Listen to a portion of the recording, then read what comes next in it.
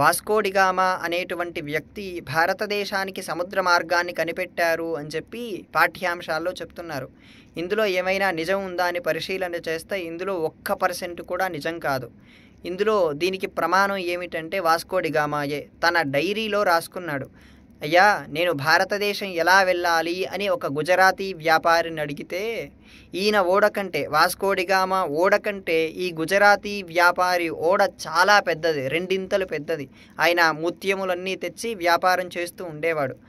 ఆయన నేను ఎల్లుండి వెళ్తున్నాను, మీరు నాతో పాటు రావచ్చు అని వాస్కోడిగామాకు చెప్పాడు ఆ గుజరాతీ వ్యాపారి. ఆ గుజరాతీ వ్యాపారి పేరు స్కందుడు. ఈ గుజరాతీ వ్యాపారి అయినటువంటి స్కందుడు దారి చూపిస్తేనే వాస్కోడిగామా భారతదేశంలోకి వచ్చాడు. ఇది పూర్తిగా వాస్కోడిగామా డైరీలో ఉన్నటువంటి విషయం. అలాగే కొంచెం మేధస్సు ఉపయోగిస్తే భారతదేశం నుంచి ప్రాచీన చరిత్రకారులు, ప్రాచీన చరిత్ర కలిగినటువంటి దేశాలు అనేకంగా భారతదేశానికి సముద్రయానం ఉన్నట్టు స్పష్టంగా నిరూపితమైంది. కానీ పాఠ్యాంశాలు అనేక పాఠ్యాంశ విధానాల్లో వాస్కోడిగామాయే సముద్ర మార్గాన్ని కనిపెట్టారు అనేటువంటి అసత్యాలను చెబుతూ ఉన్నారు.